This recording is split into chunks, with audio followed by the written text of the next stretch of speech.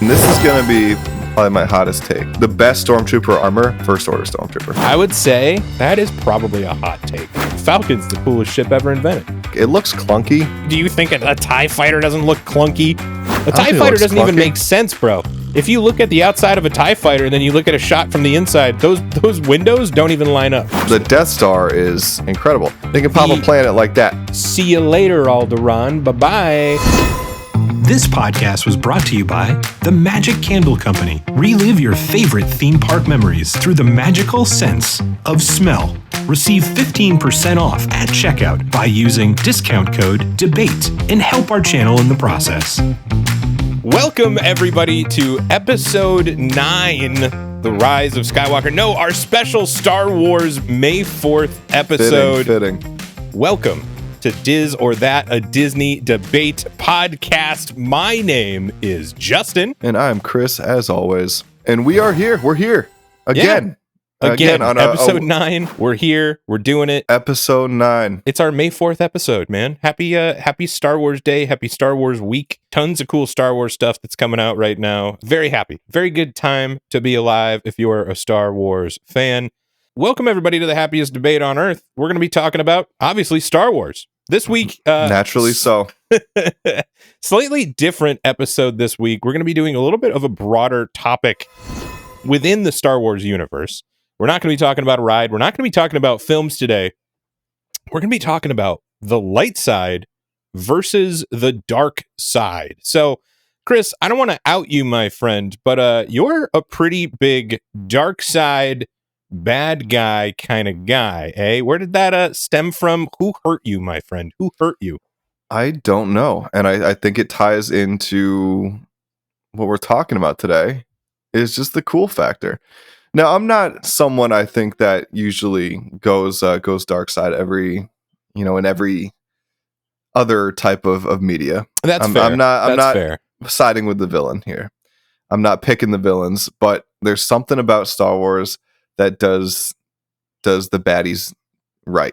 Sure. They do. They're cool. And I'll give you that. I mean, that's a huge cool. part of Star Wars. I think the big thing, and I think a lot of people maybe my age can relate, is the Phantom Menace. Yeah. I think that turned a lot of people onto the dark side of Star Wars.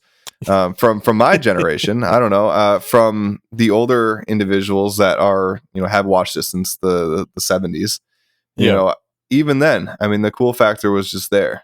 You had Darth Vader. You had this larger than life. I was gonna say, do we not like the coolest villain, Darth Vader and Boba Fett of all time? We're gonna put it all on Darth Maul. It was the '90s that really made bad guys cool.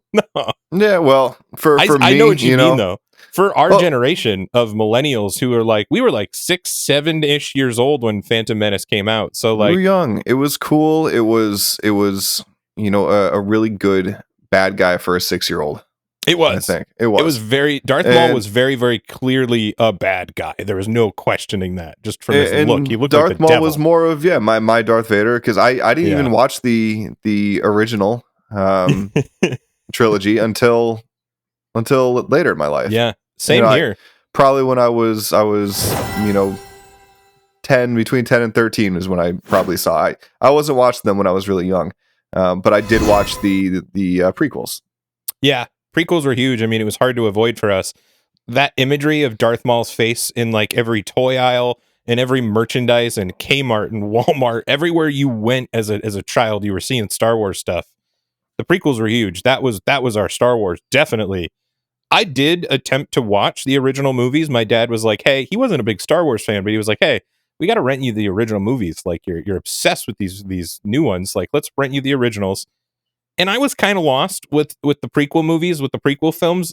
So much politics involved in there that the story was a little lost on me as a kid, but it was just cool, right? It was just cool. So we put in an original Star Wars film, and I'm starting to watch it, and I'm only 5-10 minutes into the movie, and I literally threw my hands up in the air and said, I'm just never going to understand Star Wars. My dad did not know which movie came first. So he rented me Empire Strikes Back. So I just got thrown right into the middle of Hoth, and I was like, what is this? I have no clue who these people are. I have no clue what's going on. That's really funny. You told me that before. Prequels. So that's a funny intro for yourself, as someone who is so invested and heavily invested in Star Wars as a franchise right now. Did you know, and this is, I don't know if I'm outing myself now, but did you know that I did not watch A New Hope until we were like maybe even past high school? It was at your house, and you decided to put New Hope on, and I had been a Star Wars fan and touted it, and I didn't want to be the guy who'd never seen New Hope before. And you put New Hope on, and we were just kind of casually watching it, and I am just like locked in and intense. And I think we ended up leaving in the middle of it, and I was upset. I was not happy. I did not want to leave. That was your intro to real Star Wars, right? The originals. At that point. At that point, that set me off on a path. It's just like let's dive into every nook and cranny of this after that. But look at you now, and now you got bookshelves full of Star Wars behind Admiral Akbar shirts on. I got too many things. It's an obsession that once it takes hold, it does not leave. But I am traditionally more of a light side guy. I'm far more of a light side guy than you. I remember when we were doing our Galaxy's Edge lightsabers, we were talking about what colors we were getting. I was trying to decide which one I wanted, and I remember specifically saying, I just don't want to be that guy that gets a Sith saber, that gets a red one, and you just got a friggin' smirk on your face, like, that's what I'm doing. Well, that wasn't my original plan, actually. Oh, really? I didn't know what I wanted to do going into the Savi's building. Okay. I had no idea. I was probably, what is it? Peace and Justice, I believe, is what I got. The like Jedi-esque, very, very Jedi-esque one, right? The Peace and Justice, now I'm blanking on the other ones. Elemental, which was the like nature-y one. Elemental, Power and Control, What is the Protection and Defense? Protection which and is Defense. like the Temple Guard kind of one. But the Power and Control is the one you went with, which is very, very Sithy, very bad guy. Well, I think there was a mix of, if I was going to do one, it would have probably been the Peace and Justice one. Not that you couldn't have put a red kyber crystal in any of these, right? Yeah, so that doesn't even matter. But the other ones are so obviously not, you're not going to see Darth Vader walking around with a Protection and Defense with that gold, and it just doesn't make a lot of. But then again, you have Palpatine, depending on your character, his gold. But your saber, like, if you put anything other, the only other color that you could put in that Sith saber is like a purple one. You could maybe get away with purple, but like putting a blue one in there just looks wrong. It's like there's something going on here. It doesn't look good. It doesn't look good. But yeah, so that was good, and I don't know. I think it made sense to do that at that point. I don't remember too much of why I decided. It was really last minute.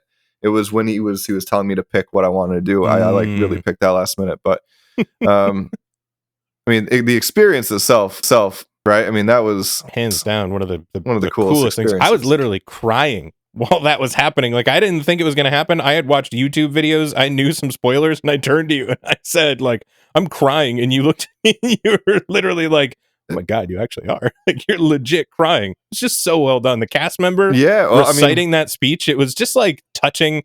It was so early in the morning too that I think my emotions were all wonky. Like, it was early. Day, it was very, very Disney, for better or worse, depending on the Star Wars fan you are. And if someone's listening to this, I hope you're also a Disney Star Wars fan. I would assume somebody listening to the Disney That podcast probably a pretty big Disney fan. Yeah, I would appreciate the Disney Star Wars aspect of it. But yeah, I mean, I'm I guess dark side all the way now. You turned that day and it went, because I think it was that day too. You ended up buying an Empire shirt. You got some love from one of the stormtroopers, kind of giving you a thumbs up. There's been like a bunch of these little dark side nods that you've got going on. Always over at the first order shop buying some stormtrooper pins, stuff like that. Like, for me, and this kind of goes just to the conversation we're having in general about the cool factor. I think the stormtrooper is the best villain ever made. I think it's the coolest soldier villain. I would agree. Like the best henchman That's probably like, there you go. The best Yeah. henchman. The stormtrooper is the best henchman. yeah, There's something so sinister about them all looking the exact same. sure. With that, the clean white, black. It's a really perfect villain. I think it's so cool. So cool. I would agree. I mean, honestly, like trying to think of famous movie henchmen, like the Flying Monkeys and the Wizard of Oz, probably next. Like I'm trying to think of The like Minions. the Minions. The Minions. Minions. We're gonna compare these two. And it doesn't hit. The Minions don't hit the same way the Stormtrooper hits. No. just don't. Close, They right? just don't. Close. Universal's trying real hard to make that happen, but I did watch Despicable Me for the first time. I'm sure Despicable Me is a great few movie. months ago. Was it good? What was your opinion on that? I didn't hate it. I thought it was fine. I thought it was fine. It spawned a lot of stuff, so it has to be good. Whether you agree with everything else being good or not is here nor there. But Well, I had to, with the in Universal annual pass, if you don't know the Minions or Despicable Me or the whole idea of what they're doing in those parks, then it's hard to just go there and just pass that every day and not know what's going on. it's kind of like our discussion on Hollywood studios and Star Wars. Like if you're going to frequent Hollywood studios, you kind of got to be a Star Wars fan because that park is just so ingrained with Star Wars. If you don't know, if you don't know anything about Star Wars, then you're missing an incredible part of Hollywood studios. I would love to be somebody with zero knowledge and walk through Batuu and just like what would that feel like? Like I don't know, you're walking past Kylo Ren and just nothing, like Boba Fett. Or I can tell you what it feels like. World, but it's like when you're walking through Universal and you haven't watched Despicable Me or the Minions. And that's the exact same feeling that you have. Wow. And you see all these things. You see that guy in the orange. I don't even remember his name now. What's his name? The Minion? No, the orange guy. The other. He's another villain. Oh, I don't know. I only know Steve Carell's character, and that's there's it. There's an orange guy. I know nothing. We're gonna. I got the annual pass to Universal. We're gonna have to go back there and do all the Minion stuff. Just to, we're gonna. I just want to feel like an outsider. Brush up. Well, you'll get a good understanding of what it's like to walk through Batuu. That's for sure. That's okay. That's fair enough. Moving back on to Star Wars, light side, dark side. We've touched a couple points right now. All right, so. The stormtrooper is the best henchman in all of film, in all of maybe TV. The only thing I can say is that the clones are better, and the clones are good guys, right? The clones and stormtroopers are different things. They're not the same thing. Deep canon stuff. I think some clones were stormtroopers, but here nor there. I think the clones are better, man, all day long. They got way more personality. They personality within their armor. I think the variation, I see what you're saying in that it's intimidating, that the faceless, nameless army is really cool. But like, there's something about the clone armor, man, when you have like the shades of blue, like you do on Rex, or you have like the oranges and all the different colors, you have all these different guys who have different actual names who have like incorporated that into the look of their helmet. Hey, the Ahsoka Tano troopers, right? With the orange on that mask. That is one of the coolest helmets in all of Star Wars. And like, those are good guys, man. Those are good guys. Yeah. It's an interesting discussion on the clone troopers. They're in essence the predecessor to the stormtrooper. Yes. Right. I think there's a cool factor about the stormtroopers that they are all individuals, that they're not clones.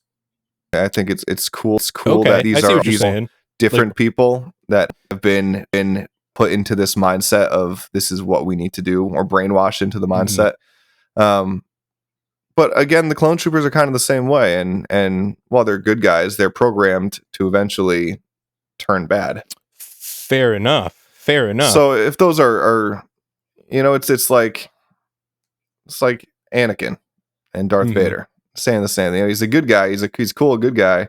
He's got the bad guy in him. No matter what you do, he's got the bad guy in him. He's got that dog in him. Yeah. It's interesting because so much of Star Wars lore has the separation between Anakin and Darth Vader. Like they are in essence two different individuals. That's kind of how George looked at it. That's how the story presents itself, but it is, they are one and the same. So it is an interesting thing, and it's mirrored within the clones. It's interesting with the clones where they're back to your point of like the troopers are all individual people. They're all people who are recruited, brought in to be these faceless beings. It's interesting because it's such a yin and yang to the clone troopers, where the clone troopers are literally the same person, but they have different unique personalities.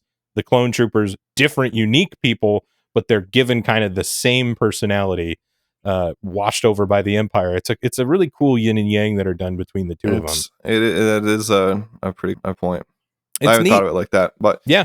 I mean, I will say though, and this is going to be probably my hottest take. Okay. Maybe, I don't know. This could be also the lamest take. Come at me. Let's go. This isn't even anything against the clone trooper, but I think so. If I'm even rating the armors, the best stormtrooper armor is First Order stormtrooper. I would say that I don't totally disagree with you. We've had this discussion before. I don't totally disagree with you, but I would agree with you in the fact that is probably a hot take. That's a poll that we're going to have to do. I think so. I think I don't think a lot of people agree on that, but I think it's the sleekest design. I think it's the coolest design. I almost think that it's even more reminiscent of the clone trooper in a way. Sure. I don't know. I think it's cleaner. I think it's sleeker. I think it's less messy. See the original. The lines are very different. The design is like it. It's interesting because you look at it, and when you go to Galaxy's Edge, like if you're an original trilogy person and you have never seen the sequel trilogy, you go to Batuu, you go to Galaxy's Edge, you see those First Order troopers, you're not going to think anything of it. I don't think anybody thinks anything different. Like those are stormtroopers so clearly. But if you look at those two different designs, those masks are like wildly different. Like it takes on a completely new sort of outline. All of the black on the First Order trooper, like the way that it's connected and through, it's a completely different design.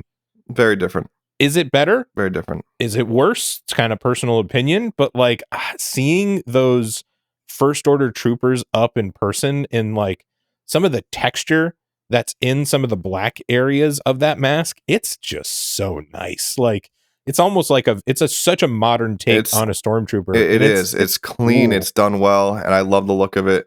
I got the helmet for a reason. You know, I think it's a beautiful look for sure. As much as I like the uniqueness of the clone trooper stuff, and I do like the clone trooper helmet, but I would say the OG stormtrooper is above probably the clone trooper. I think I like the stormtrooper design. And more we're on than the same page there. We're on the same page. And it's fighting against myself, but now it's like, where do we put, maybe First Order is up on top, then OG trooper, then clone trooper. I think that's there. But at the same time, I think maybe trumping all of them is the Mandalorian helmet. And as much as we can kind of argue, is a Mandalorian a good guy or a bad guy? The way canon is laying it out right now, it seems like they're kind of good guys. So I think the good guy side gets to take the Mandalorian helmet and like, let's be real. I think that is the helmet. I think that's the new helmet. If I had to buy one helmet and put it on this shelf up here, probably going to be a Mando helmet. Before all of this new Mandalorian stuff, though, the Mandalorian helmet you saw was Boba Fett. For the most part, unless you're a deep lore nerd and you got the Clone Wars in there, which has been around for a hot minute, so we can't really consider Clone Wars too new, at least for our age demographic. And like, there was a lot of decent Clone Wars Mandalorians in there, so it's a 50-50. It's a 50-50. I don't know. I think that's tough. I think it's a thin argument. It's a thin argument, but yeah. I'm going to try to make it anyway. The way that they've turned Boba Fett into a good guy, though, I mean, it kind of almost retroactively makes him a good guy, right? Like that whole time he was good deep down in there, right? Well, I guess if you're looking at it like that way, I mean, are these even good or bad in the traditional, like, are they even light side or dark side? Not necessarily, right? No, I would say if there's anybody who walks that line, it's the Mandalorians, like all day long. This is all, I mean, even the troopers, this is all kind of good and bad is subjective from what they're looking at. Not that what they're doing is the right thing, but I mean, they're not using the the dark side. It's very They work for the dark side, I guess, right? Which you could argue that they're like, it's one of those things where it's like, sure, we got to blow up the Death Star, we got to take it out, but like, there's a lot of innocent lives on that Death Star that were lost. You know, not every person in that building was, you know, evil through and through. They're manipulated by the dark side, so there's an argument there. But there's no denying that stormtrooper actions were on the bad guy side versus the good guy side. Well, they're bad guys for sure. What they're doing is bad. What they do and how they present themselves is never in a positive light. No, it's very unless Thanos. It's Finn. Finn is kind of the one. Well, and then in the Rise of Skywalker, we get a whole you have stormtrooper the whole rebellion troop of them. Yeah. But I mean, what they're doing as stormtroopers is not good. The Empire is not good. The First Sure. Order is not good in what their goals are. Right. Yeah. But I mean, are they part of the dark side? How does that work? You know more, obviously. And that's fair, because that is lore, kind of our discussion, right? Like, we are not necessarily talking about good guys versus bad guys. We're talking about dark side versus light side. So, but you kind of have to have the discussion of good guys versus bad side, and yeah, I mean, a lot of Star Wars is good side, yeah, right. You know, so I don't want to get into the kind of the semantics of that or into the weeds of the Force. I mean, yeah, we're talking about some surface level stuff as much as we can. It's hard not to, and it's hard for me not to ask you questions because that's what we do all the time. Fair enough. Yeah, I'm always asking you questions and your opinion just because it's fun to talk about. There's a reason there's so many lore books and everything. It's just fun to talk about this completely hypothetical, made up world. I don't know. I could talk about it for hours and hours and hours, and I typically do.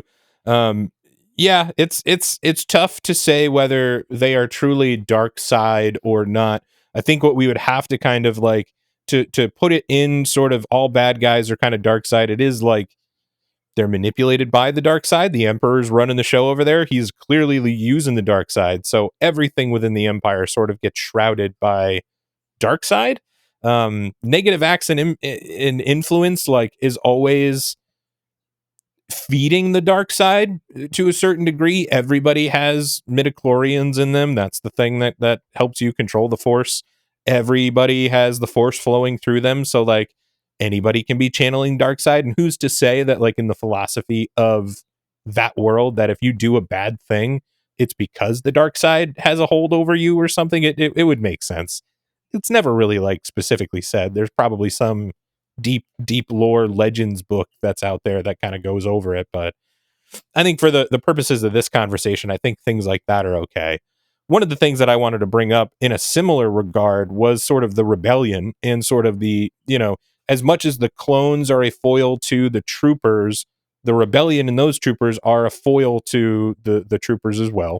The rebel spies, the rebel army, like just clearly they win. The stormtroopers got a great costume. That's really cool. But like much better on the rebel side. The individualism, the outfits that they get to wear, 110% all day, every day. Much better. You want to tell me that a stormtrooper costume looks cooler than any one of the outfits that Cal Kestis has? He's technically kind of a part of the rebellion. So like, just saying, Cal Kestis, he's a sharp dresser, that dude. You're a big fan of him. So you got to argue against that. I do like Cal Kestis. But you know what? I like Cal Kestis more when he's channeling his side. Shut up. when Cal Kestis is channeling, which I'm really hoping in the next game we go into that. That's when, I mean, his coolest moves are dark side moves, right? Could be argued. There's some of the dark side costumes in there that look neat. The coolest stuff that happens is when he is embracing the dark side a little bit. This, I think, could come down to the fundamental difference between the inner light side within me and the dark side within you. But I have never connected with this sort of like millennial sense of like that 1990s, early 2000s, just like angst that everybody went through, and every video game was all bad guy this and bad guy that, and it just like glorified the dark side. And I'm kind of not about it. So like a force choke is cool, but a force choke is cool when Luke Skywalker is using it up against a robot, not necessarily when Cal Kestis is like choking the life out of somebody who's just made a couple wrong decisions along their path. I don't, I'm not gonna hold Cal up to that and say that he's the coolest thing ever for choking people Well, out. the cool doing thing dark is side that movies. even one of the coolest guys be susceptible to this power that is inside everyone. Okay, you're making this is a better argument. All right, I mean I that's agree. the cool thing, that there's that strong urge that it's they need to fight back against. Which almost every Jedi has kind of come up against in some way, shape, or form. Whether it's Anakin who actually fell, Luke has played and dabbled in that world. If you're a Rebels fan, Ezra Bridger very much dabbled in the dark side. So I see what you're saying. That's a good argument. It shows everybody, we all have the propensity to be angry at times, to have that little bit of rage and fire in us, right? We can turn to the dark side at any moment, but it's always to choose to turn to the light. That's the important thing. So light side wins? Maybe, but I what I like is that it shows that these incredibly powerful moves are available to you, but if you are on this dark path, if you're willing to burn the candle at both ends, you can do some cool stuff. You can do these cool things. I mean, That's Force fair. lightning. All right. Force lightning's cool. That's one of the coolest things in Star Wars. It's neat. It's neat. I do have a list here of all of the different force powers if we do want to get into this, because there is sort of bad guy, good guy force powers. Sith lightning is definitely a big one. Force choke, definitely sort of more on that dark side. Light side guys use it, but again, a Jedi is really only going to use a force choke in a robot sort of situation. Probably never against a human. They're not about killing people. What are some of your other favorite dark side powers? Can you think of any off the top of your head? You got any prepped? Because I got the whole list here. We can go through them. You got force choke, Sith lightning. Those are our two. Force right now. lightning. That's pretty cool. Those are neat. Those are very, very neat. You got planet eating.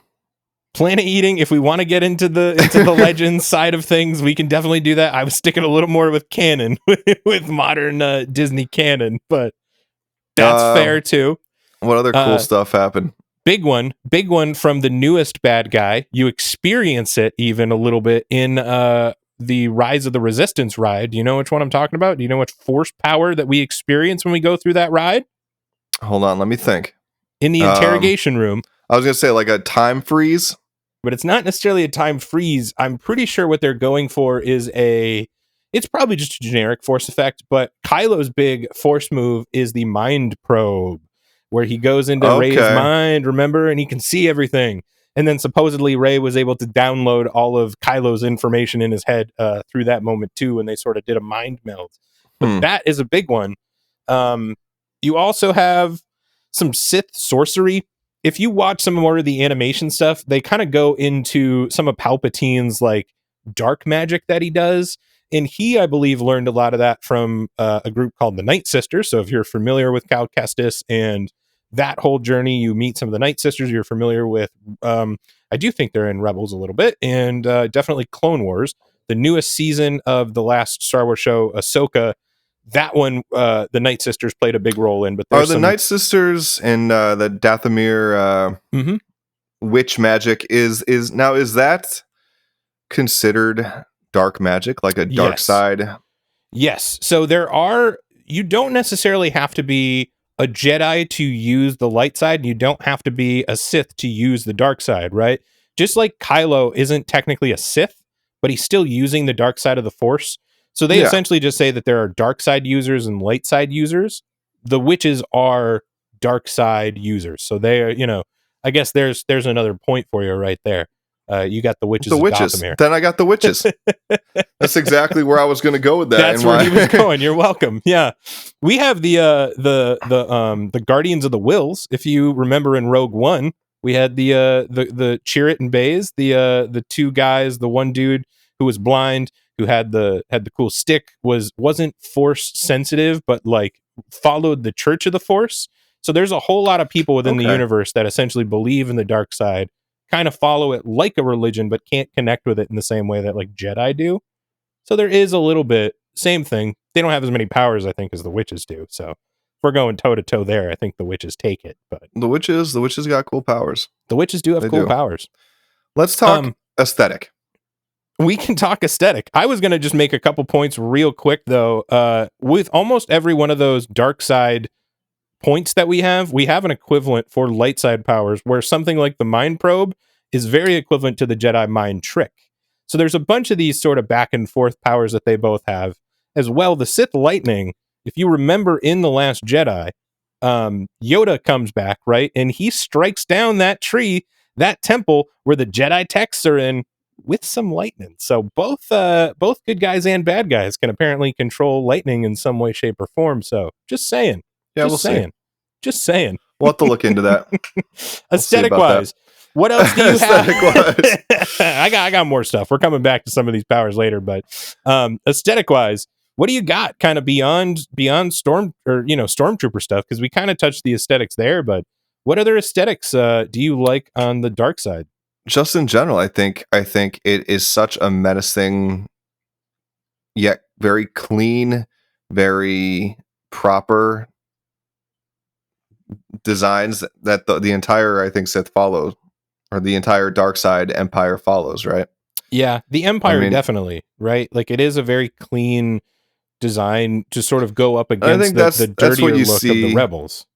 Yeah, it's interesting. It's cool. I think the ships, they look cool. Would you say that a TIE fighter is better than an X-Wing? Because I think that this argument has happened a lot.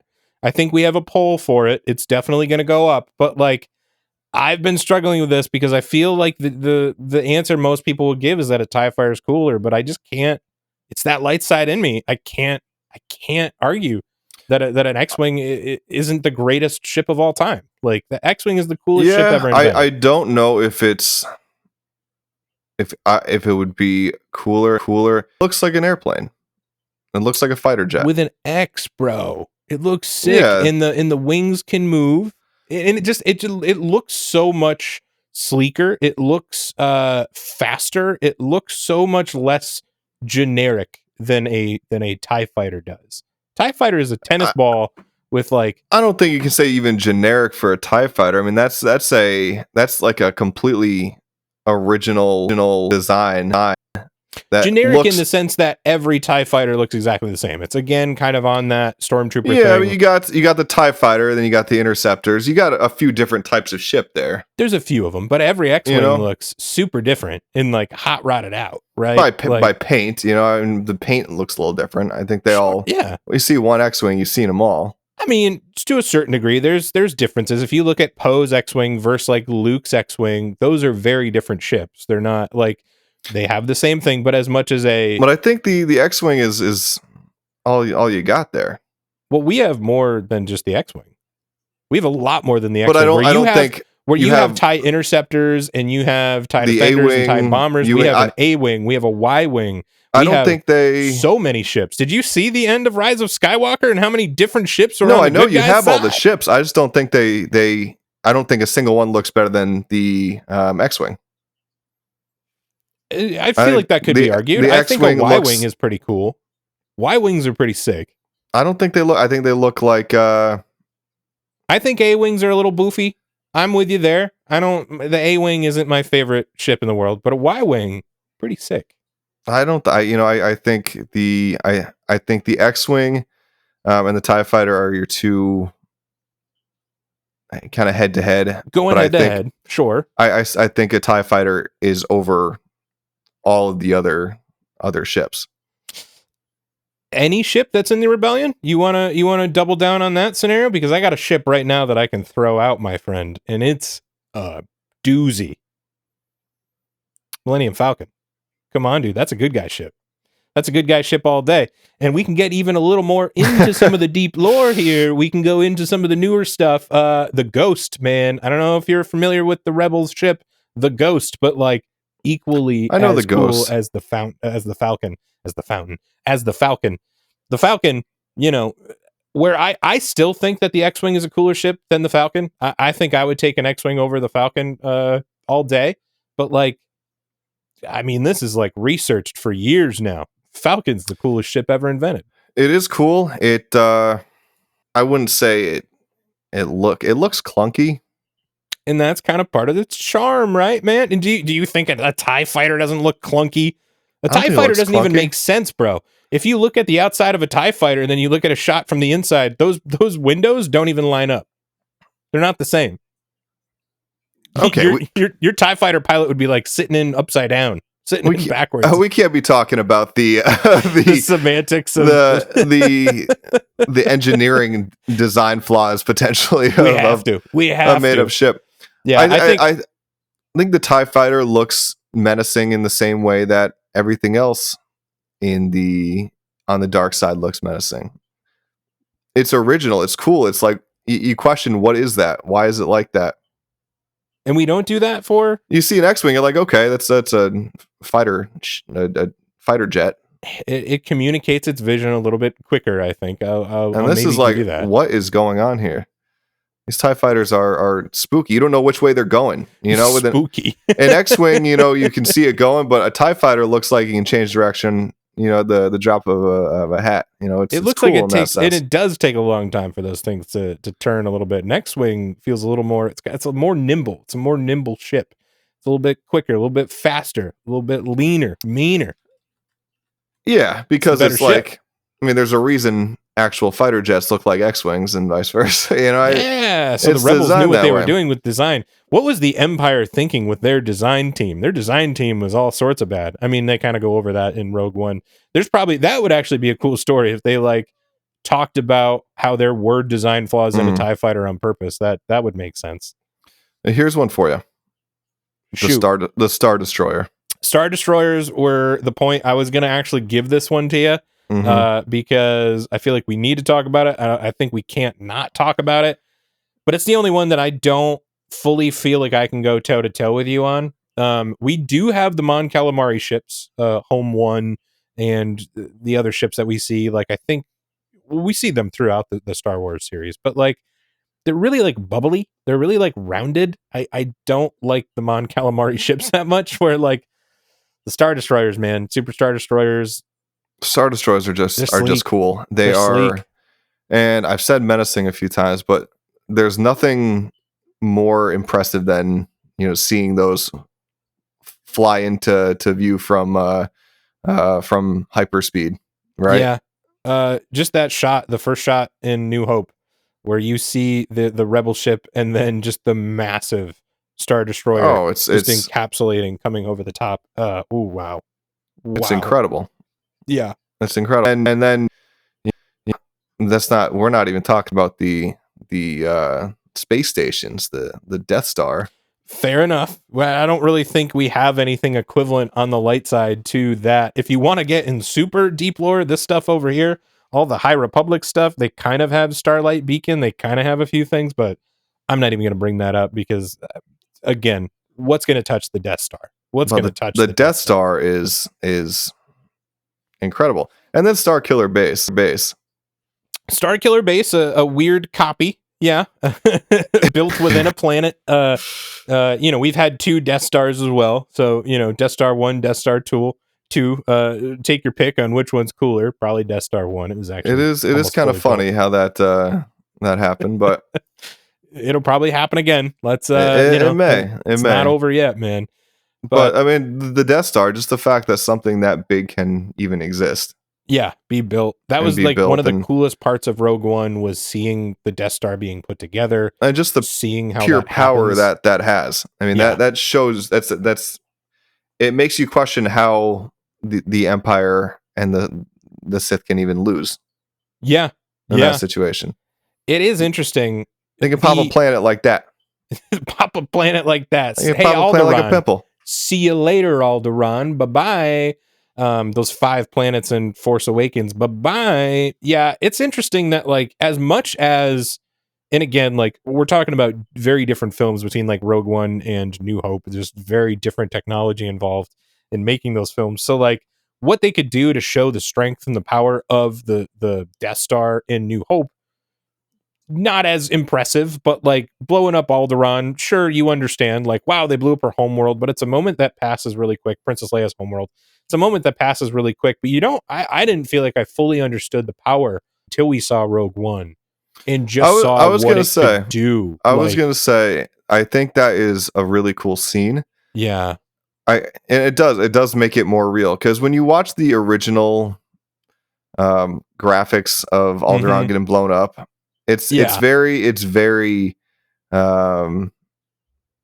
late 70s. It's very goofy looking. Yeah, you know, it's like an explosion, like a firecracker went off or something. You know, it's in Princess Leia, like she reacts, but she doesn't start sobbing in tears like my family and everybody I love are gone. Like when you can actually see, that's not nice. From the perspective of Alderaan, you know, and you can see how menacing that looks. From there, I think that kind of goes to. I mean, it's spooky. It's like when you watch those videos online of like the moon crashing into the earth or something. Sure, right. You're up way too late scrolling on TikTok, and they have a moon crashing into the. You see something like that, and it's like, man, that is slightly terrifying. It is wild. It's cool that in Rogue One you have two scenes where you see the actual one at the end of the film where everybody kind of bites the dust, and you get to kind of feel like what that's like. But there is that first one when I don't even believe that they're at full power. I think that they're at quarter power or half power, or there was something like that. And they just like when they were on Jeddah with Saw Gerrera, and just like the terror that's involved, even when that thing isn't even fully charged up, man. Like, ooh boy.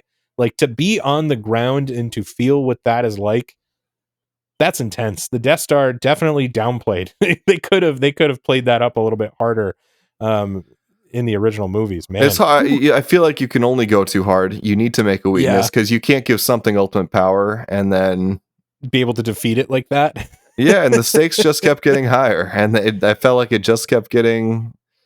But we're not talking about this, right? We're not talking about the. I guess the big thing that I can argue here is just as cool as the Death Star is, it's like the biggest plot hole in the entire world. We got to take Rogue One out of it a little bit, because they wrote an entire movie to explain a plot hole away.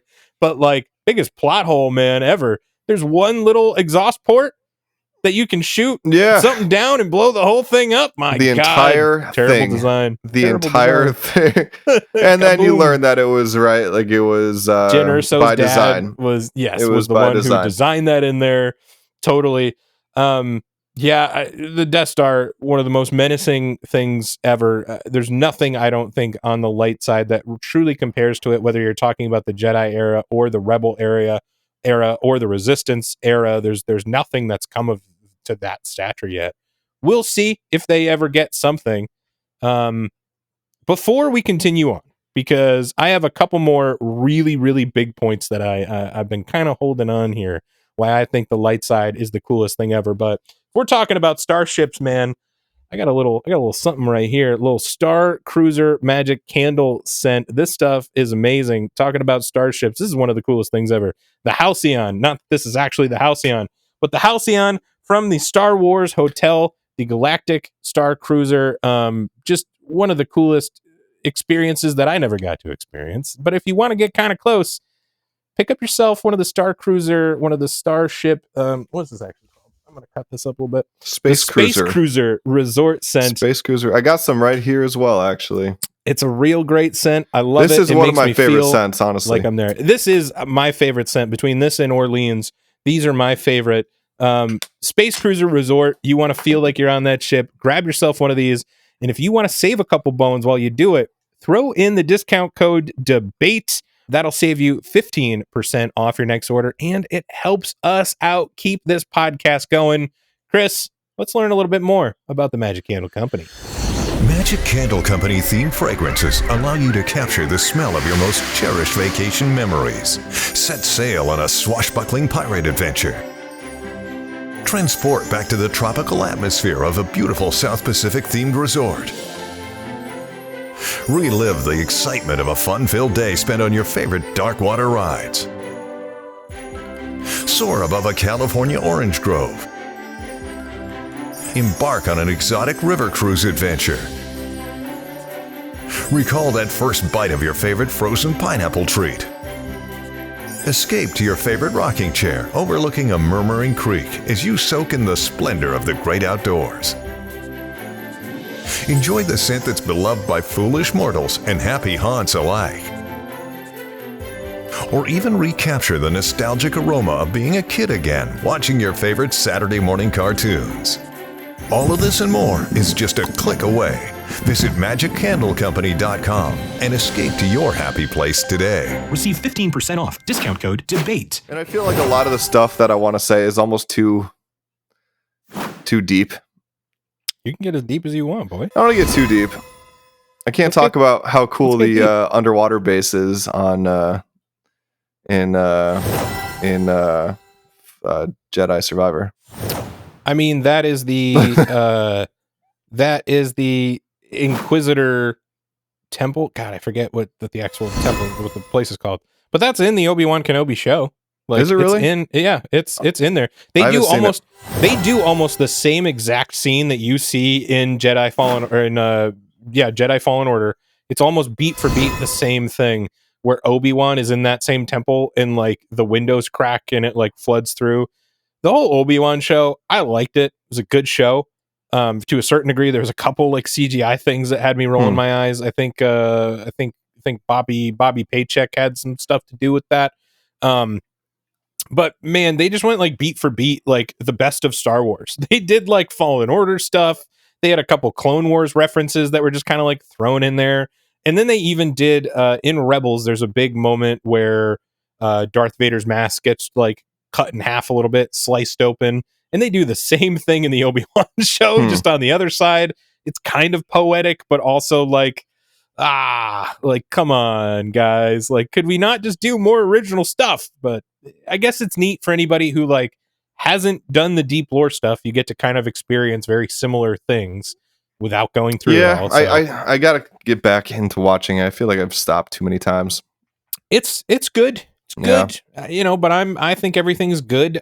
Even when people are screaming that it's terrible, everybody screamed that Mando season 3 was terrible. I thought it was absolutely fine. Is it the greatest thing that's ever happened? No, but we're also coming off of Mando season 2, where you finally see Luke Skywalker after all this time in his just OG like Jedi Master Luke form. So it's tough. Like it's tough to create things that are going to top that. So I think everything's been good. But again, I'm the guy with all the Star Wars stuff back here, so my opinion kind of almost doesn't matter. I don't know. I don't know. Highly recommend it. You want to see some good dark side stuff, I'll tell you that. Definitely go check it out. They got all the Inquisitors in there. You get to learn about the Inquisitorius, which is sort of like during that era after the Jedi. You get to see how the dark side operated, because there is the rule of 2. There's only 2 technical Sith. 2 Sith. But they have a full army of other dark side force users that go out there and try to take out all the remaining Jedi. So if you're looking for dark side stuff, that's a good place to go check it out. I would say Obi-Wan, and then probably Rebels, probably your second best spot to go learn about some of the Inquisitors. Some of the new stuff coming out. Tales of the Empire is a show that's coming out, animated very similar to the Clone Wars, and that is going to have some Inquisitor stuff in it as well. So you're going to see some of that in between. They're really pushing hard on the Inquisitors. I mean, that's the main villain in Fallen Order and Survivor. Anything that's in between the prequel trilogy and the original trilogy, that's going to kind of be your main Rebels bad guy. Too, right? You got Rebels 2 is the same situation. You have the Inquisitors. You don't want to use Darth Vader too much. You want to make sure that you kind of save him, because like if you want to do a story properly, like if you're going to have Darth Vader in there, he's so OP, he's so overpowered that like he would defeat anybody who crossed his path. So you have to find ways for people to like weasel out of his grasp. And you just can't do that all the time. So you kind of need like a stand-in for that. The Inquisitors are a good stand-in for a bad guy. Darth Vader is cool because he has this very heavily armored knight quality to him and his fighting, which you don't see with a lot of the other lightsaber users. Yeah, I think the newest, because you haven't watched Ahsoka yet, have you? I have not watched Ahsoka. Ahsoka has a character called Balin, and Balin is like, if we're talking about like medieval knight inspired, it's him. Like he takes that and like he takes that ball and runs with it. It's so freaking cool. But it's all that same, like it's very similar to Darth Vader. And you kind of get glimpses to that, like where Darth Vader kind of got that from by seeing Anakin in the Clone Wars. Not even just in that show. They go into it a little bit more in Ahsoka. But you can kind of see that even in like Revenge of the Sith, where there is this more like warrior sort of Jedi. And it does harken back to he was such a good Anakin, right? Was such a good fighter, and we love watching the lightsaber battles. Any lightsaber battle was good, but Darth Vader really fights like he's wielding a claymore or something, like a big heavy sword, two-handed sword, right? Yeah, that's really cool. I mean, you have that type, and to know that he's still the best fighting with his slow moves. You know, he's not Darth Maul with his quick movements and flips and double-bladed saber, silly things. Yeah. The coolest thing I think about Balin, who is doing that same like big heavy claymore style, they put him up against Ahsoka, who uses two sabers, more, you know, of that sort of I'll probably get it wrong, but like samurai sort of feel with using two different sabers at the same time.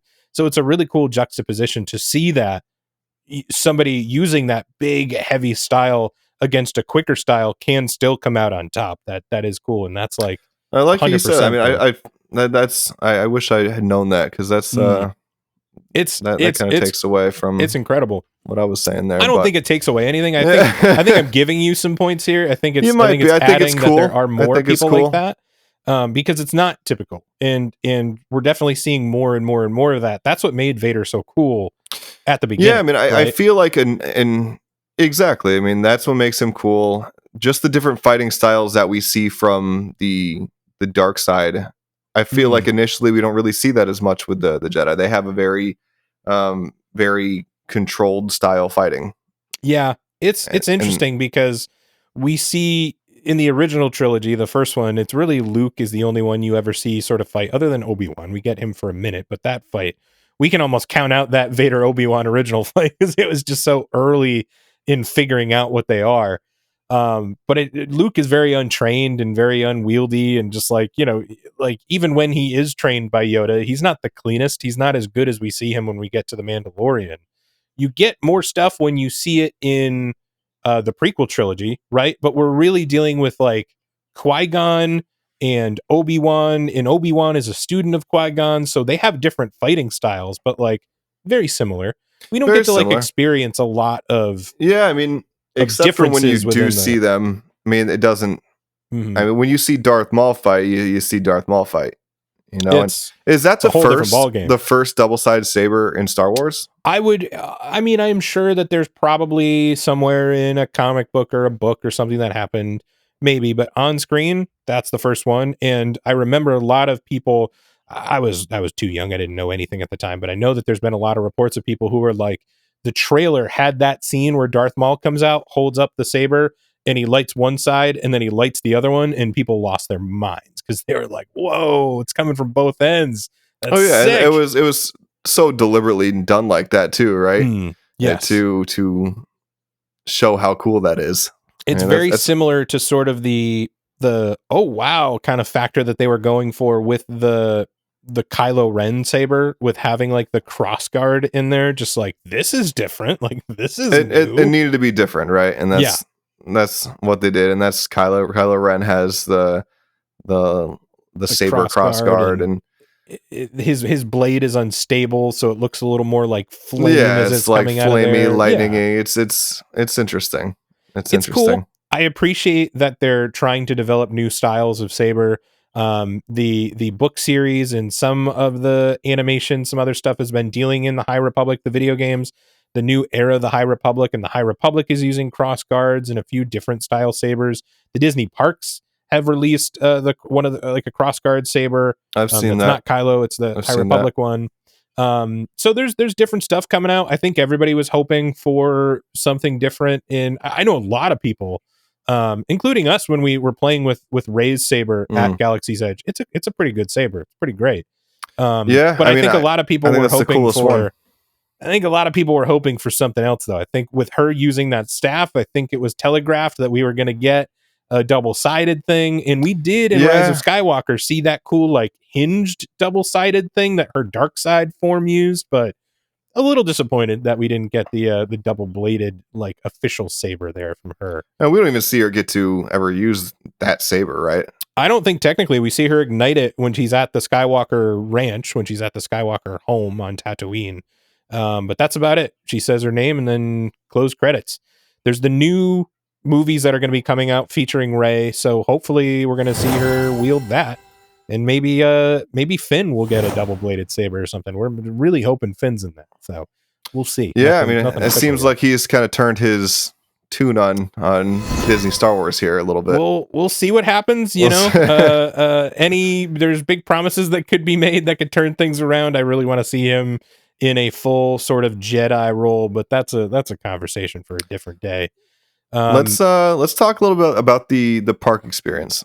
Sure. Yeah. Light side, dark side. Light side part of the park better than dark side part of the park. That's for sure, right?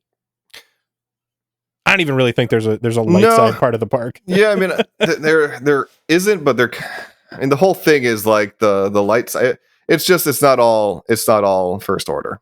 So, yeah, we have a one First Order area, so there is like a bad guy side of the park. But like the only light side part that I would say is designated fully light side would probably be Savi's. That's probably your one, like, unless you want to count like Rise of the Resistance, because we have like the Resistance base on there. So that's, in theory, I guess that's light side. So I guess there is a light side part of the park, but the majority of it isn't. Oh, AT-ATs at the AT-AT. The AT-AT. How cool is that?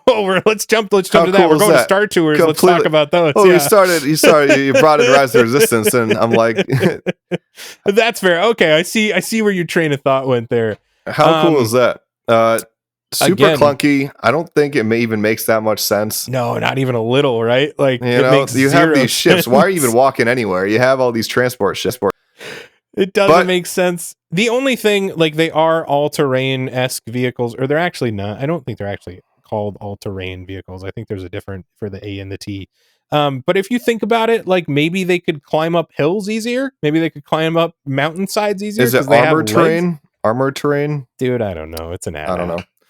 Regardless, the only thing I can think is that there's some reason, because it has legs like a dog, that it could like traverse areas a little bit differently. But like, if you can have a little tiny A-wing, like take out it falls over way too fast. Way too fast. Tooth floss. Like, come on, man. That's not a good ship, dude. And that's a very impractical design. No, the AT-ST is cool. It makes sense. It's quick. It's maneuverable, and you can see the damage that thing can do in Mandalorian, right? Like, very straight up. But Mandalorian, episode 6, like there's a bunch of those sorts of moments. It makes more sense because it's almost like it's a one-person operated piece of machinery like that. It's almost like an exoskeleton kind of a like a power armor. Yeah, like so it's kind of like so that. Very, very cool. Okay, now back to the park experience. Back to the parks. What do you got? Well, I was going to say, what I really like that I don't think, the good guys can replicate is that when you're seeing the stormtroopers in Kylo Ren, that's the stormtroopers in Kylo Ren. There's no doubt in your mind that that's the stormtroopers in Kylo Ren, right? Mm-hmm. I mean, they're straight from the movie. Is that your point? You see Rey. Oh, I can crush you right now, sir. I can crush you right now. What are you going to say, Chewbacca? Baby. And I think that's fine. You got Chewbacca, and I know we don't see him all the time, but R2 does exist in Batuu. He is around. So you got Chewbacca and you got R2, and they look picture perfect, my friend. They're exactly the same.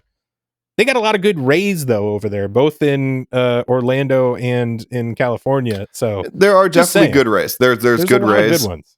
There are good Rays though, in the same way that there is a really good Elsa. Sure, yeah, it's Disney magic, baby. Yeah, right? it's great, but it's not. It kind of breaks immersion. We all a little know bit. It's not a cartoon character, my friend. A little bit. But there's something again back to it. There's something really cool and menacing about Kylo Ren coming down. You don't really get that same experience, I think, with Rey and Chewbacca walking around. Well, because it's a warm and fuzzy feeling, literally and figuratively. It's a warm and fuzzy feeling. It's And not they're that same walking level of around. They're menace. like saying hi. It's like You But know what I think see, it is? I think it's just because you don't get any love from them, man. You get some love from the troopers and from Kylo, but you get no love from Chewie and Rey because you're always decked out in the bad guy stuff, man. It's cool, and they're talking. They're interrogating the audience there. You know, they do the little show. I don't think there's any type of like a show element to No, Rey and Chewbacca. They just show up no. and They walk show around up, and they they hang just around stand the there. Falcon. That's kind of it. There is a little bit of a show done for the First Order side. I've They seen do a some little, shows that yeah. they've done. Maybe there were plans to have them, but there are areas where they could do a lot of shows, and they're not doing them. That's a whole other discussion that we could have on just Galaxy's Edge in general. I would like to see him. Yeah, it would be cool. I don't see why there isn't sort of a nightly stage show, something else. They are in Disneyland because you can see the actual like end of the night fireworks really well from Batu over there. They have kind of they've like jerry rigged a show over there, so there's a lot of like Star Wars music going on, stuff like that, but not to the same level of sort of character show like that goes on over at the First Order. That is really cool. I'll give you that.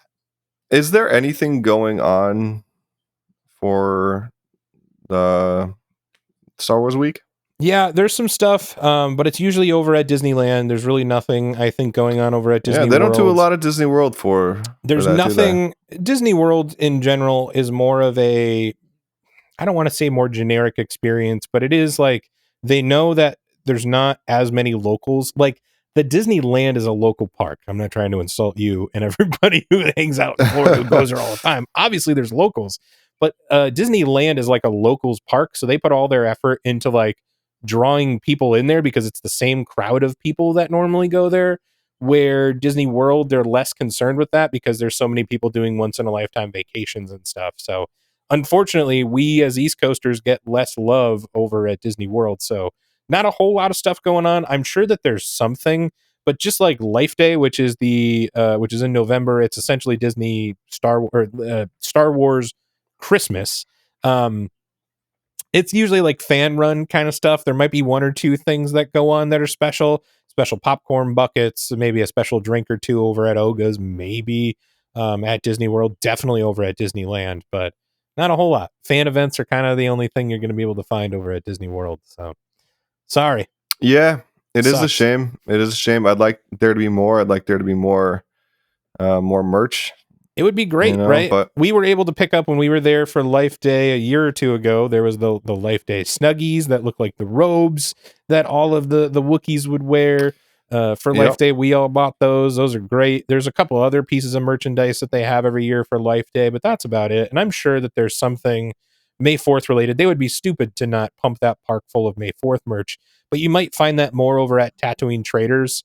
And around the other parts of the parks that have just general Star Wars merchandise, then maybe you'll find in Galaxy's Edge. It's a bit. I don't even think. Have you seen the Jabba popcorn bucket? Yes, the Jabba, and there is the Falcon one too. I don't know if they're both the Falcon. out right now, The Falcon one has been there before. It's been at Disney. It's been at even Disney Springs. It seems super impractical for popcorn. I was looking at somebody using it. It doesn't look like you can fit a lot in there. I mean, this also isn't the most practical. But it's more practical than the Falcon, where there's a lot of space that you can put popcorn in there. The Falcon really didn't look like there's a lot of space. There's not a lot of space, but no. I don't know. I haven't been in the past few weeks, but I don't think the Jabba popcorn bucket's at Disney World. That would make sense. That was probably over at Disneyland. They do that stuff all the time too, where it's which Disneyland is a shame. I really want that bucket. I think it's really cool. I know. I was just looking at somebody, and they kind of have the resellers that go over there, buy up a bunch of stuff. There's still a lot of product left. If you're over there, last I heard, there's still a lot of product, so it's not sold out yet. But people are taking them and shipping them all across the country. Oh, I have actually heard something. Oh, have you? Is that there will be a bucket for Galaxy's Edge in Disney World, and yeah, if I'm reading correctly, it is a salvaged stormtrooper helmet. if I'm not mistaken. Oh, you know what? I think I know what you're talking about. I think I've seen that. Yes, that looks Starting cool. May 4th. Yeah. And that makes a lot of sense for popcorn. It also feels cool because it's like it's probably a first order one would be my guess if they have From the pictures the up. picture I'm looking at, it Yeah. is a first order. Yeah, so that would make sense, but it harkens back to the on Endor when all the like when we defeated the Empire at the end of Return of the Jedi, and all the Ewoks are like banging on all the stormtrooper helmets, and then you find out There that you they go. like ate the brains of the stormtroopers, the little Ewoks. There you go. So that's what I'll feel like. I'll feel like a little Ewok walking around there just munching on stormtrooper brains. That's all I've ever wanted, man. That's all I've ever wanted. That's all you ever need. All right. That's all you ever need. Of Ewok snack. Well, that's but good. So I do want the Jabba bucket. the Jabba bucket's really, really cool. And I may need to I may need to get my hands on this through eBay. Yeah, I have thought about a lot of things. I've thought about eBaying a lot of these different popcorn buckets, but I need a whole new wing of my house to be able to That's fair. hold them all. That's fair. So if you want to go splitsies on a little spot down there in Florida, we can maybe buy a place just for all. Yeah, our we'll get the collection. office. Yeah, we'll get an official office. We'll have it. There It'll we just go. be filled with popcorn buckets. Come on by. It'll be a great time. I like it. All right, I got a couple more things to talk about. A couple of my big ones. A couple of my heavy hitters. I don't want to take up too much more of our time. Just hit me with them. Just hit me with them. Here we go, man. This is we were talking about sabers, right? The coolest part about being on the light side is you get, I don't want to say infinitely because that's not factually accurate, but you get way more options for lightsaber colors, man. When you're a bad guy, you got one color and that's about it. You could maybe even argue that you get like a deep reddish orange color that maybe you could go with, but like when you're a good guy, you get blue, you get green, you get purple, you can have white, yellow. There's so many other options for lightsaber colors. So I mean, it's bland being a dark side guy, man. Yeah. No, I mean the multicolor thing is cool. It's neat, right? Cool. You get to pick, you get to grow, you get to change. You can change it up, right? Even if you're not just Cal Kestis who gets to do it at a whim, right? If you're Luke Skywalker, you're going from blue, you're going to green. You can kind of bop around a little bit. Ahsoka's done it multiple times. She went from green to blue red and to black. White. I like red and black. I think red and black looks cool. It's classy. I think it looks sharp. You just have only one. But you do have one. You do have one. That's why. Sucks. Honestly, I think that's why they put so much work into making different types of sabers for the bad guys. That is fair. That is fair. You don't get as much. I'm saying. All right, that's a good argument. You get more saber styles, hilt style with the dark side, where you don't get the colors, because I think they need that type of variation. I mean, every lightsaber we see is pretty dramatically different, even from Palpatine's little handheld device, tiny full guys, silver gold device. That's really cool. And then you have Dooku's curved saber, curved one. Yep. That's which interesting. He did have technically as a Jedi, I believe. I believe that one is curved, but I'll give it to you. It's a bad guy one. It's a bad guy one. He was a bad guy. And then you have you have Darth Maul's double-sided saber. You have Kylo Ren's. The only like real saber you see is Darth Vader's. Yeah, he's the only classic, very classic saber. Yeah. And that's when there weren't all these colors for Jedi. It was blue and green, right? When Still two. Still had there more. was two. There was two. Yeah. But purple was just. Is that completely just because of an handed comment that? Yeah, Sam Jackson wanted purple. Sam Jackson's so like, how about purple? And he's like, cool. I don't see why Done not. Deal. Maybe you'll get purple. He said that he definitely wanted purple for a lot of reasons. I'm pretty sure he's been on record saying that's his favorite color, but it was also, he gave a great explanation that in the prequels, the Battle of Geonosis, the big one where it's all the Jedi are out there. You want to know it's him, right? He wanted to see where he was all the time. So pretty neat. Smart dude, man. Like, ask for a new color. Now we're kind of on the train of like, okay, Rey's coming into play. Let's give her yellow. We haven't seen that a lot. It was out there a little bit, the temple guards, but these are like more deep canon things because there are a few different variations of lightsaber. One of the Wookiees from the Clone Wars, I believe, has like a fully wood sort of lightsaber. So that's really cool, but like I'm not going to fully count that as like a fully unique sort of saber, just because it's a little more deep into lore and It's carved out of wood in a very similar fashion. It's not a double bladed. It's not a cross guard. It's nothing super, super unique. So, but It's not as exciting. It's cool. I think it's very, not very as neat. Exciting. There's a lot of complications though. If you have a wood lightsaber, you would think. Like, you would think that? It doesn't make too much sense. Operate? But hey, man, but nothing makes sense, right? Like any of the times that you see a lightsaber, somebody could like take a lightsaber and stab it into the side of a mountain to keep them from falling down, and it will like stop it, will hold them there. But you also have stuff where it'll just keep melting things. So the rules are very, very very vague when it comes to lightsabers in general. So who knows? But that's a good point. I did not think about the fact that Darksiders have better hilts and Jedis probably have more color options. It's a little bit cooler. Couple of my other points here, and this one's a little weak, a little lame. We don't have to get into it, but like Jedis have friends, Sith don't. No Sith ever has a friend, even when people say that they're friends. Jedis, they got legit friends, man. They have. Well, I guess you don't really want friends if this is all very self. You're self-centered and self-driven, yeah. I mean, it's all about power and control for the individual, and that's fair. Which kind of makes a question of how the Sith can even exist necessarily.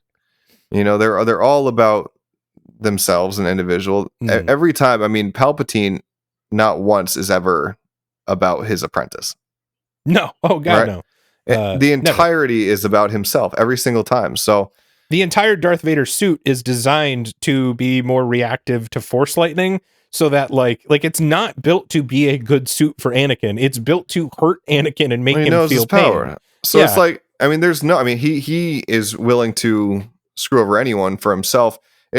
But why does he even need an apprentice at that point? Just to do his bidding? Yeah, I mean, there's like, I wonder if there's something deeper in Sith code that says like you have to have that. The only thing that I can think, because Sith code says that there's a rule of two. There's a master, there's an apprentice. The apprentice always has secret people that do their bidding, that have other people, right? Like the Inquisitors were a sanctioned thing, but there's like secret apprentices and all that. I feel like there's this whole thing of like Palpatine almost needs an apprentice because he needs the fear of somebody knocking him off to keep him going. Like I almost feel like that is kind of driving him, because there is no good explanation for why he would need an apprentice, right? If it's him, he should just have a bunch of minions and call it a day. You shouldn't have anybody even remotely close to Anakin Skywalker to be able to take him down. What if Obi-Wan never cut off all of Anakin's limbs, turned him into that like Darth Vader we know in the suit, right? He could have taken out Palpatine immediately. And there's actually a video game version of Revenge of the Sith where in an alternate ending, Anakin wins and he immediately goes and kills the Emperor. And like, I honestly think that's what would happen. Like, he's that powerful. It just is this is all made up, but you can say that about anything. But it's real to me, man. It's real to me. But it's made up in the sense that there wasn't a huge, necessarily overlying story that was initially. There's not too much rhyme or reason. It wasn't as deep, it's not like it's like Lord of the Rings and every single aspect was thought about at the same time, Ooh, you just made a lot of people angry by saying that. Like it wasn't, there's a lot of layers to this, but it is like, how does hyperspace work? Let's just trust it. It's fantasy. Say just the more you build on it though, the more you need to explain. Sure. And that's what I'm saying. Fair. Whereas that's fair. Lord of the Rings is it is what it is because it is. Whereas the entire history was really written out where George had it was like an accidental rule of two, and then he turned it into a real thing. Like, I see what you're saying. All of this, all of it. The more you do, the more you need to explain. Yeah, for better or worse. So yeah, we've gotten into that. People have been very upset at explanations and things. Midichlorians being one of them. But I think we need to know more about the Sith. I like that aspect of this. We're learning more and more about like the Jedi code and the Jedi temples and the history of the Jedi, but there's still so much intrigue, especially now that a lot of Sith stuff got taken away with Legends. Yeah, right? Yeah.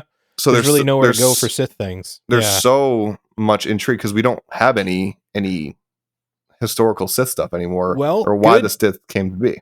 Good news, we're getting both more deep Jedi stuff, but also probably, it's not super advertised, but we're getting more Sith stuff in You're gonna the show. Have to, right? The Acolyte. The Acolyte is coming out, and that is going to take place in the High Republic era. So right before the prequels, we're going to be diving into a lot of the Jedi stuff, but it's supposedly the acolyte is a Sith acolyte, so there's going to be some form of Sith sort of behind the scenes. So hopefully we're going to get to learn what the Sith were doing before Palpatine came to power, or as Palpatine came to power. I don't know how Well, this is I all think going to that's shake out. a good idea. I think a lot of people, again, especially our age, have a connection to that High Republic era. Yeah, right? I mean, the like right before the prequel, kind of touching in that prequel era, but a lot of people played the Old Republic games, so it's sort of a halfway in between point. We're not in the Old Republic yet, but it takes place closer to the prequels. Well, you see so much middle of the ground. High Republic. You see all the Jedi there, but you don't really get to see them as much as you want to, or know what's going on there. You see it in the context of Anakin's story a little bit more than what's actually going on with the Jedi and how the Jedi are and who they are. So it will be interesting, and I think that's a fun time period to explore rather than Empire, post-Empire. Yeah, the after the Jedi era. In the prequels, you're really in like this almost fall of the Jedi era, where the High Republic is the height of the Jedi. That's when they're like at their peak. When we see them in the prequels, like they're not really there. That's why they fail. They fail Anakin. They fail the Republic, right? Like Jedi aren't they ain't everything they used to be. So they're not what they were. It was the fall of the Jedi. The fall of the Jedi. This is hurting my point. I don't know why I'm arguing. Yeah. I'm giving you points. Here's my last thing, my friend. I got one more thing that we got to talk about, and it is the biggest upside to being a light side user. And there's comps. There's things that are sort of comparable in the dark side world, but I don't think it touches this, man. The big thing about being a light side user is you have the potential to become a Force ghost. Force ghosts are things only within the light side. It is not a dark side trait. If you're a good guy, you do your homework, you do your studying, you can give yourself to the cosmic force and you can reform. You can come back. You can talk to loved ones. You can interact with them again. You can give people advice. It's only a trait that happens within the light side, and you need to be sort of all entrenched in that world of good to be able to manifest back as a Force ghost. So that's my big one. Do we know that with full certainty? Full certainty. 1000% Has that been said? That certainty, yes, by George, by Dave Filoni, by within canon, that is legit. Only people who are able to do that are light side users. The closest that we have come in the dark side world would be Palpatine, Rise of Skywalker, sort of reliving as a clone, and then you can sort of impart your dark side essence into things, but you can't live forever. This is sort of the paradox of the light side, dark side, good guy, bad guy thing, where Palpatine is searching for immortal life and he can never achieve it because he's on the dark side. But if he truly wanted to be immortal, if he turned to the light side and gave himself to the light, studied in that realm, he could, in theory, be immortal. So it's a thing Sith cannot do. That's it, man. That's a great point, and I don't know enough about Star Wars to refute that. to argue it. I can't. I think it's a cool thing. It's I think it's cool. And just on its surface, as we're talking about bad guy stuff, good guy stuff, aesthetics, non-aesthetics, the idea of a Force ghost, I think, is just the coolest thing. Seeing Obi-Wan come back.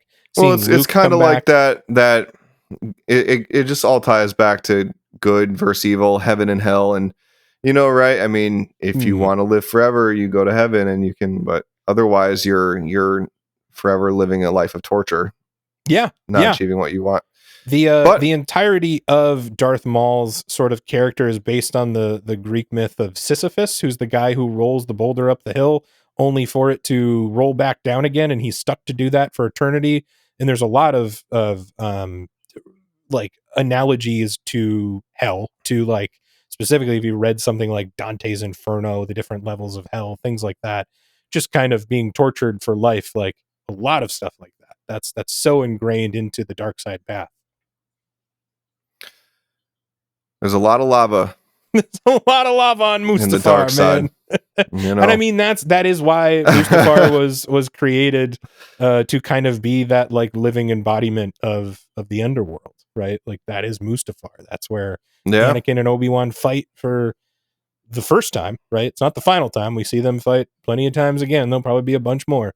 But yeah, that was designed purposely for that reason. Which aesthetically you can argue is cooler, I guess. But yuck. Possibly, and I don't know. I think the coolest thing that you have from the good side as far as aesthetic wise is like the your High Republic era. Pretty cool, pretty neat. The prequel era, there's stuff there too that I think works. It's a, as far, well, I don't know. I mean, if you're talking Jedi, yeah, because it's the height of the Jedi, but like if we're talking all encompassing the Empire and the Sith together, then we have to include the Rebels and the Jedi. So like Rebel outfits are sick, dude. I don't think they're that cool. They're not that cool. You kidding me? The orange and the black, that color scheme, orange, black, and white, is dope. That's my favorite of all time. Again, I'll come back to one of the coolest ever because he's kind of based on Han Solo. He's a cross between like Han Solo and Luke Skywalker, but like Cal Kestis, man, he's one of the coolest looking people in Star Wars. I don't think that's arguable.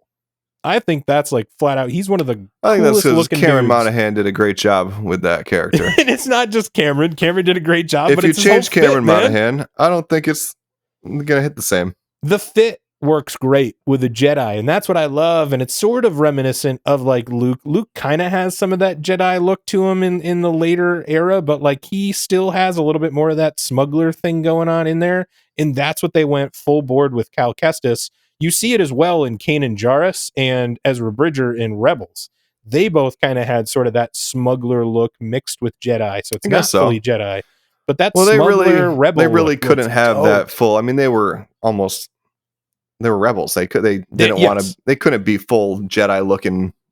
Yeah, and that's the same with Cal. Everybody in that era can't look like a traditional Jedi. Although, when you really think about it, all the Jedis just look like people who live on Tatooine, because literally Luke in the first time is wearing like Jedi garb. Like, they all look like farmers. It's such a messy, like you're saying, it's like the more that we bring in, the more we have to explain the messier the more things you need to explain, the messier it gets. That's 100% it. But that's why I love it. I love all the explanations. It's my favorite thing. I love love being able to like fight the fights in the minute details of this world, because I read a book one time and it said one line. Well, I'll tell you what.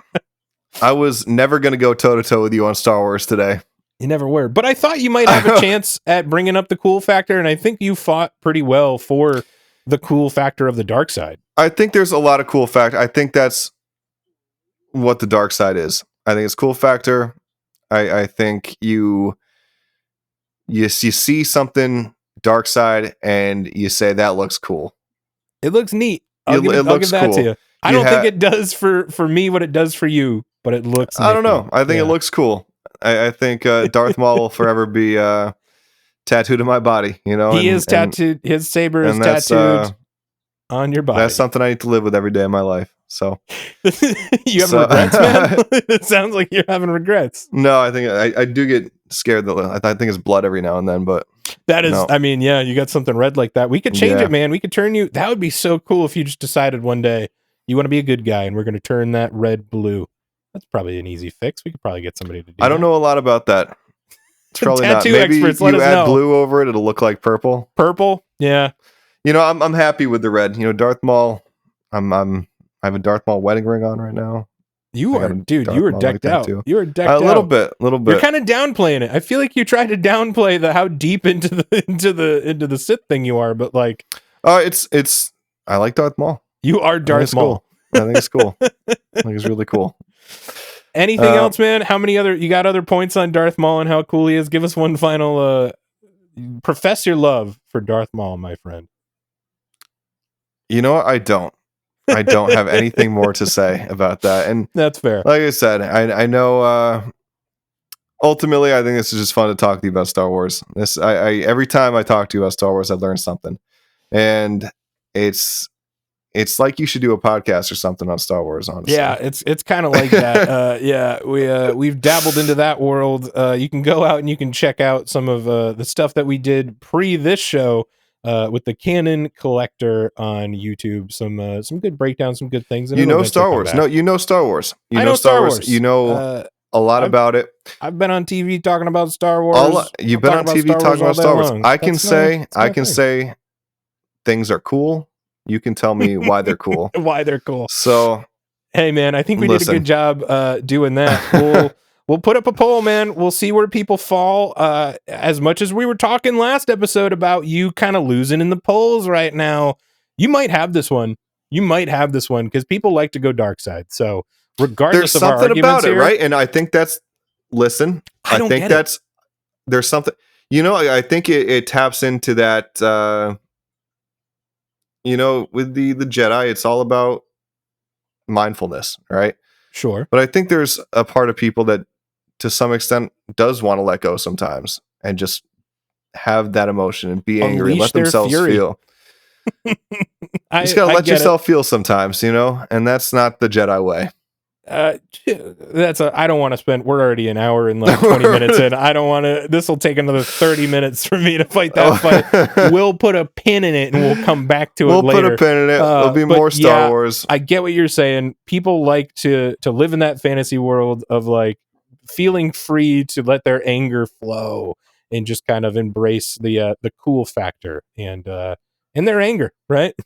Sure, I get it. Chris, he's kind of an angry guy. We're gonna get you the help you need, my friend. We're gonna turn that red saber white because that's what happens when you heal a kyber crystal. Again, pin in it. We'll talk about it next time. Great episode. I think this was fun. We'll do it again, definitely. Not just next time for May 4th, but every May 4th. Well, Star Wars is fun. Come back here. Star Wars. We're gonna be talking about this. I'm sure we'll do something around November for Life Day as well. We'll be talking more Star Wars. If you got any ideas for future Star Wars debates, whether it's about the movies, the shows, the parks, throw it in the comments. You definitely want to hear them, for sure. We want to know. We want to know on Instagram, on YouTube, on your favorite podcasting app. If they have a comment section or a review section, make sure to go do that. If you want to follow us on Instagram to go check out those polls, to leave those comments, make sure to follow us at Diz or That, DIS or That Pod, Diz or That Pod. You can find us on Instagram. We're also on TikTok with the same name, and you can find us on YouTube if you want to watch these podcasts. The video version is up on YouTube, and like I was saying, we're on just about every single podcast app out there. Wherever you get your favorite podcast, leave us a review. That would be such a huge help. We would just want to thank one final time this episode our sponsors for this episode, the Magic Candle Company. You guys can get 15% off your next order of Magic Candle products by using our discount code DEBATE. That gets you 15% off. That gets us a cut as well to keep this show going. It keeps the lights on, literally and figuratively. Make sure to go check them out. We love their products. Chris, thanks so much for joining me talking Star Wars, my friend. Let's do it again next time. We'll do it again next time. All right, guys. We'll do it again. Thank you guys for checking us out here at the happiest debate on Earth. This podcast was brought to you by the Magic Candle Company. Relive your favorite theme park memories through the magical sense of smell. Receive 15% off at checkout by using discount code DEBATE and help our channel in the process.